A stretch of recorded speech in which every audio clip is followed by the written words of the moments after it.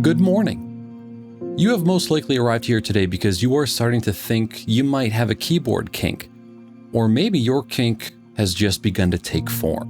Whatever it may be, the countdown to your first mechanical keyboard tattoo has begun. I don't actually have any keyboard tattoos. I just wanted to show you my boobies. Ergonomic is to keyboards what Kama Sutra is to Bang Sanctum activities. It opens up a whole new world to you and your computing. Now, the only downside is it's more expensive, which of course is totally fine because in this day and age, the healthier things and the things that are better for you are just more expensive. It's right on point. Yay, capitalism. If you are interested in this video's subject, I'm assuming right now that you have some sort of a standard keyboard, like a full-size, regular layout keyboard. And you've heard about ergonomic options when it comes to keyboards, and you hear that they're supposed to be better for your body. So today I'd like to show you a few ergonomic options, ones that I've been testing over the past couple months and or years, to hopefully guide you to making the best choice for your first ergonomic keyboard. I'll explain the quotes later. So super quick, let's talk about the main categories, the defining attributes of different keyboards. My plan is to show you a bunch of different options with different features, provide different examples, and then finally give you some recommendations for ones that you might look at for your first buy. To simplify this, we're going to cover size, layout, switch type, and keycap profile. Those are our four main categories. Size is the overall size of the board, and the number of keys on that keyboard help classify what category it falls into. You'll often see 100%, 75%, 65%, stuff like that. Layout can mean a lot of things when it comes to keyboard. Typically, it means how the keys are laid out. Most commonly, you'll see standard layout options referred to as ANSI or ISO. They look like this or this. But then there are also ergonomic, compact, gaming, and then there's like more specialty layouts like HHKB or macro boards. The more your keyboard kink develops, the more your search options will reveal things like staggered, ortholinear, columnar, Alice, Arisu, HHKB, split. Then there's also like the QWERTY, Dvorak. It's a lot. There's a lot. Switch type is pretty simple. It's the type of switch, the thing that goes click when you press it, or doesn't click. Membrane, mechanical, scissor, optical, Hall effect, those are all different switch types. And then finally, we have the keycap profile, which refers to the style, shape, and height of the keycaps. Different options for this are OEM, Cherry, MT3, DSA, XDA, so on and so forth. Allow me to provide you with some visual aids. Aid? This is not an example of a full-size keyboard. Fuck. So this right here is an example of a 100% keyboard. If you had a desktop computer in your house growing up, it is very likely a keyboard just like this came included with it. Size, 100%. The full keyboard with all of the letters, numbers, and modifiers are there. You have a full function row, arrow keys, and a number pad. The easiest way to tell ANSI from ISO is the enter or return on an ANSI is usually a single row, where on ISO layouts, you'll see that enter actually takes up both of these keys, which as somebody who works in IT, not having this there, not okay. This particular board has low profile or like chiclet keys is what you would call it. So there's not much of a profile when it comes to the keycaps, and they are not mechanical switches. It's all rubber domes underneath, or commonly referred to as membrane. So all of those keys are the same height, the same shape, and a lot of low profile boards mostly are all like that. Next up, we have the Keychron K14. The size is compact 70%. The layout, just like the other keyboard, staggered keys, ANSI layout. QWERTY is another typical layout that you'll see that differentiates between boards. QWERTY, Dvorak, and then there's one other one. All of my boards are QWERTY keyboards. Unlike the membrane switches in that last keyboard, this has mechanical switches. And also, unlike the other keyboard, this keyboard has a MDA profile keycap set. So there is a slight curvature, but a lot of the keycaps have rounded edges as opposed to Cherry or OEM, which tend to have more sharp edges. MDA is probably one of my favorite profiles. Still in the standard-ish staggered layout category, we have the Keychron Q11. This looks very close to a TKL keyboard, a 10 keyless. All of the core keys, the function layer, the arrow keys, but this one has a trick up its sleeve. It's a split. So the size of this board is kind of like a TKL, even though it's a split. The layout, like the other ones, split ANSI QWERTY. And in fact, standard/staggered layout, it's ANSI, it's QWERTY. I'm just going to stop specifying QWERTY. Okay, they're all QWERTY. Like the board before it, the switches are the most common Cherry style mechanical switches. However, the profile of these keycaps is slightly different. These are OEM. Next up, the Digma Defy. I just did an hour-long in-depth review of this keyboard because it is one of my favorite keyboards of all time, if not my #1 favorite keyboard. The size is split. As you can see, it's two completely separate pieces. This is actually a wireless split, so these pieces don't have to be connected by a cable unless it's charging. The layout, unlike all of the boards I've showed before, is columnar. So you can see all of the keys are straight up and down, but there's a little bit of a curvature as far as how it goes this way. So slightly different. The switches up here are Cherry mechanical switches, but the switches down here are chalk low profile switches, and they are normally for keycaps that are low profile, so they're a little bit different. Another split keyboard that I use for a long time is the ZSA Moonlander Mark 1. I can't show it to you because it's in a box, because it's getting ready to be sold, but much like the Defy, it is a split keyboard, but an ortholinear layout as opposed to the columnar layout. All of the switches on the Moonlander are the Cherry mechanical, and while the keycaps are OEM profile, they only use row 3 of the OEM profile. They're all custom made for the Moonlander. I have 3 ortholinear examples to show you. The first one is the Inland 40%. You should really only think about using this if you are insane. So the layout is ortholinear. You can see all of the keys are in a perfect grid layout. The switches are Cherry mechanical like most of the others, and then the keycap profile is OEM. We have the Work Louder Creator board, which is kind of a 40% keyboard plus 2 mini macro boards.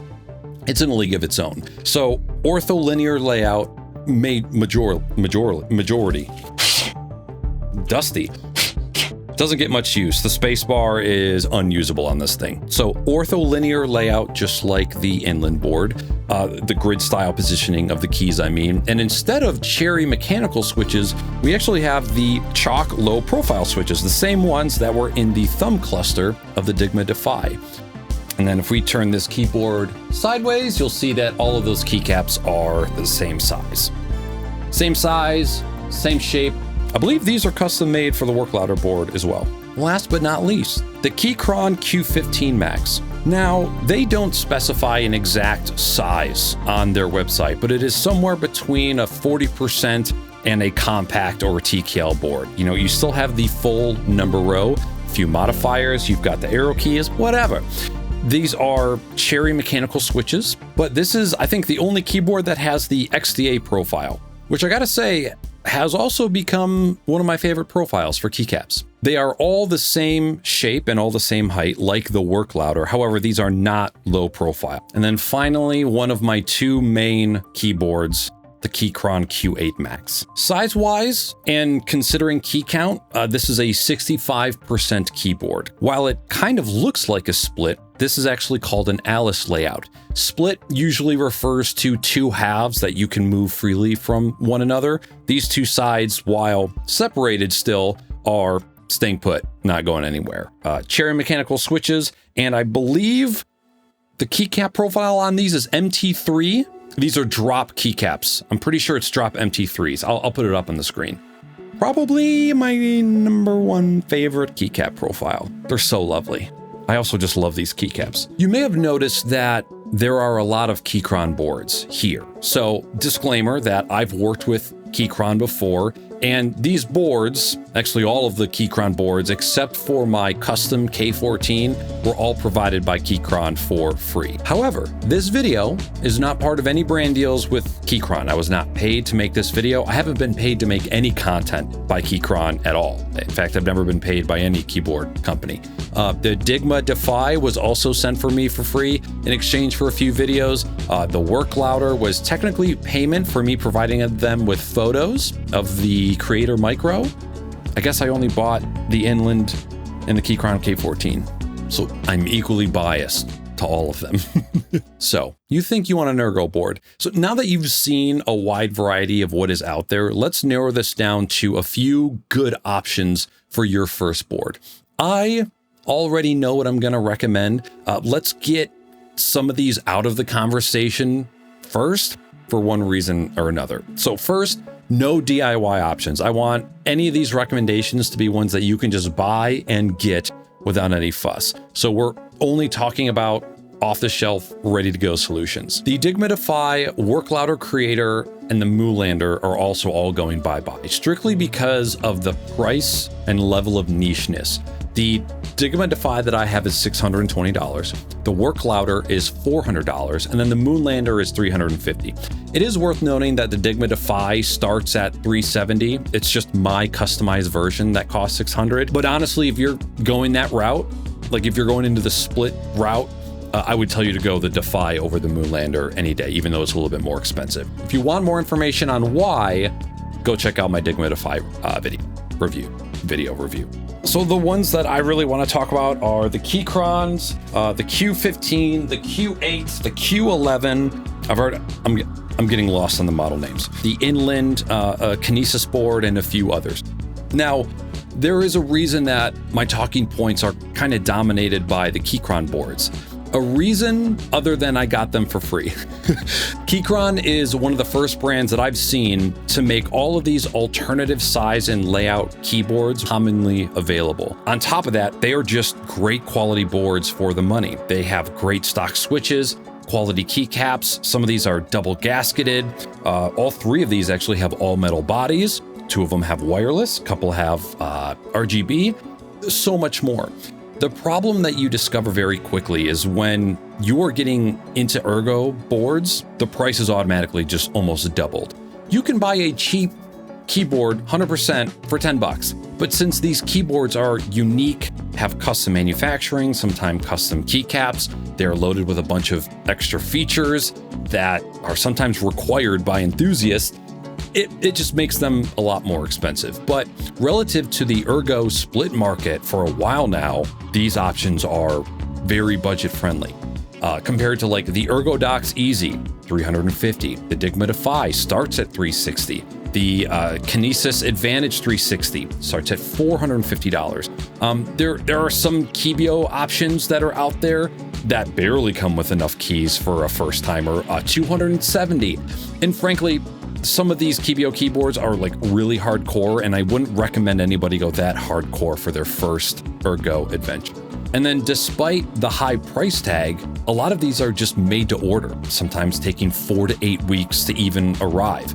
There's another honorable mention here, which is the Keyboardio.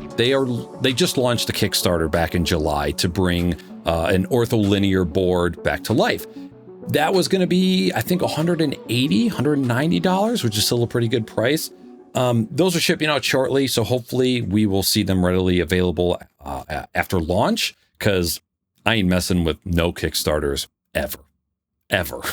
So in comparison to those prices, we've got the Keychron Q8, which is the non-wireless version of my Q8 Max, for $189 fully assembled, or $169 if you have your own switches and keycaps. The Q11 fully assembled, coming in at $204, and then the Q15 Max, which is this one, $220. And these three Keychron boards are sporting quality keycaps, all metal bodies, they're reprogrammable. Again, 2 of them are wireless, 2 of them have foam already in them, 2 of them have double gasket design, switchable modes between Mac and Windows. They're very, very feature rich, and which is why the prices are a little more, but makes them great keyboards. Before I dive into giving you any hardware recommendations, I need to point out something that I discovered in my keyboard journey. you will often see ortholinear or columnar layouts listed as being more ergonomic, quotes. Now, I did a bunch of looking around, and when talking specifically about a staggered layout versus an ortholinear or columnar layout, there is no research-based proof to show that your fingers going up and down to hit keys is any better than just going slightly left or right. I can understand all of the other ergonomic features of certain keyboards that provide overall better ergonomic experience. Some of these fingers are still going to cross paths, right? It's not like, okay, if I have this keyboard, I'm only ever going to go up and down and that is it. You're going to have some things going left and right. Now, am I a professional at finding scientific research online? No, but a lot of my searches just came up with a lot of anecdotal experience, nothing really ironclad. So I take that with a grain of salt. I would actually argue that the number row on things like the Moonlander or the Digma Defy feel farther away when it's an ortho or columnar layout compared to a stagger layout, because it's to the point where I feel like I'm lifting my hands up and forward just to be able to reach those comfortably, which is likely why a lot of people gravitate towards the 40% keyboards or ones that focus on having a lot of layers, or these sculpted keyboards to kind of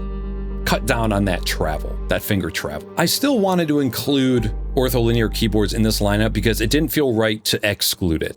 But I wanted to make it clear that just having an ortholinear keyboard, I don't feel like it automatically just makes it more ergonomic. I think there are other features of ortho boards that make them appealing. So what makes a keyboard or the experience of using a certain keyboard ergonomic? So the Digma Defy, for example, this is a split keyboard and it allows both halves of this keyboard to face outwards. And instead of your wrists being like this when you're typing, it allows them to be in a more natural position. Additionally, because the Digma Defy and other ergo options have these tenting kits on the bottom, it allows the keyboards to be angled upwards, or I guess outwards. And that is to help with the pronation of the wrists or arms. It's one of the two. It's basically from your hands laying flat on a table, which is a very unnatural position, especially to have it for hours on end. Having them tented and lifted up, again, returns your wrists and your forearms to a more natural resting position. The Defy is the only keyboard that I have that has tenting kits.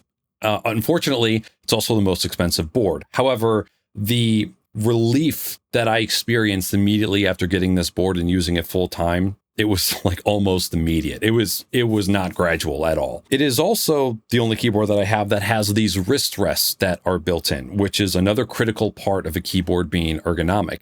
The raising of the wrists brings them back into, again, a natural position, and it reduces the strain on both your wrists and your forearms. Because if you don't have a wrist rest, you'll notice that your hands are lifted a bit and then your wrists stay bent for long periods of time. The thumb clusters on the Digma Defy are also something that helps in the ergo realm. The modifiers of the keyboard, like Shift, Tab, Caps Lock, Control, Alt, all those are moved to your thumbs as opposed to your pinkies.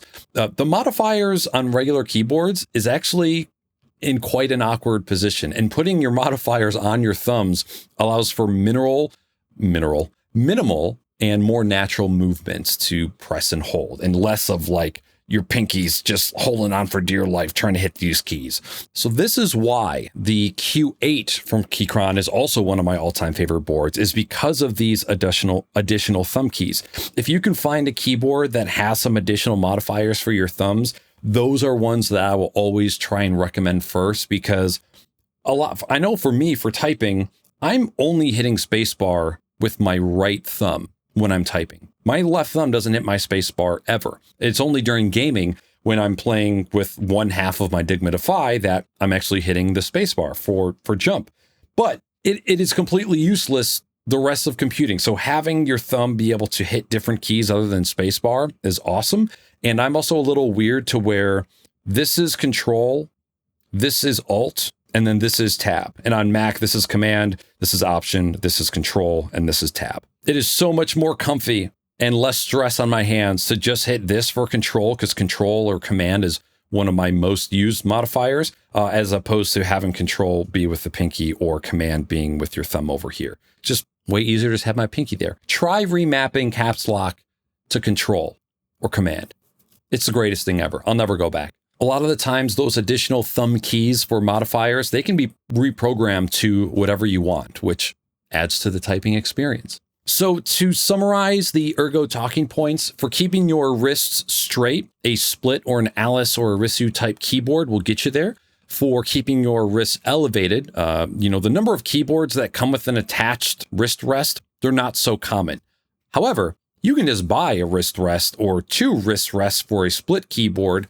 Those are all over the internet. You don't need to buy a keyboard that has that built in. So just don't let that limit your choice.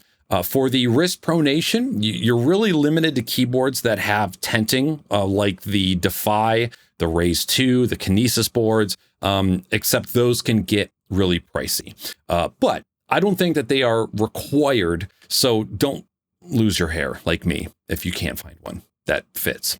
Already getting your wrists straight and elevated with rests, that is already like more than half the battle. And while I don't think thumb clusters are critical for ergonomics, they definitely help if you are willing to relearn using your thumb for things like Control, Shift, Alt, or even Enter. So it's kind of a bonus, but if you didn't know that like keyboards with additional thumb buttons were out there, now you know. If you are feeling a little bit adventurous and you want to go outside of your normal standard staggered layout and try something new, ortholinear boards are a great place to start, except for the price. If you have a Micro Center near you, you can get that Inland 40% for like $35 on sale or $40. And unfortunately, there aren't a lot of off-the-shelf options that I can personally recommend, because then it jumps right to the Keychron Q15 Max, which is a $150 jump. And a keyboard with all of those additional features, that might not be necessary or required for you. Like, you're already paying more just because it's wireless. The Q15 is now my travel board. It's in my backpack all the time, and I love it for that. Perfect application. As far as like Alice or Arisu style boards, I can personally recommend the Q8 Max. Again, one of my all-time favorite boards, especially with this MT3 profile set. I love it. Everything else is stock other than the keycaps and the switches, which are easily changeable by anybody. So if you want like this same style board, but you want to save on some money and you not necessarily care about the wireless or the all-metal body, Keychron has a V10, which is available fully assembled for $104, so like nearly half the price. They also have a low-profile version of the same style board for the same price. They have versions with macro boards, without macro boards. They have one with a numpad on the left side. There's so many variations of these boards, which is another reason why I am such a fan of Keychron. Some other options that I have not tried personally, but I know are great. I know people that have used them and love them, and I've had other keyboards from this brand, is Epo Maker. And it looks like Aco, they have a few Alice style boards on their website, and they look very well priced. If you are going to go all out and you want to try a full split, the black split keyboard that I showed earlier, the Keychron Q11, that one comes in at $204. And having a split is automatically just going to be more expensive. You've also have the Kinesis Freestyle Edge, which again, I've never tried personally, but it is highly recommended from ergo loving keyboardists that I've seen talk about it for years and years. That one comes in at $199. And just doing a quick search before I started recording, Philco, another very reputable keyboard brand, they have the M10 SP, which is a split 60% keyboard for $150. I actually kind of want to try that one, if I'm being honest. I'm gonna have links down below to everything that I mentioned if you just want like a one-click solution to find them all. Some of these are commonly found on Amazon, while others are on KeepFinder, mechanicalkeyboards.com, or just directly from the manufacturer's website itself. Micro Center has become a fantastic place to go and not only test, but just see keyboards. They have such an incredible selection. So if you have one of those near you, go check it out. Check online and see if you have some models that you are interested in. I'm kind of hoping as we make our way through 2025 that we see a lot of progress as far as more ergonomic ortholinear columnar boards hitting the market that are more budget friendly, more affordable price point. Because right now it's like, it's still kind of a niche thing, but people are starting to get interested. So I would just love to see more budget options available.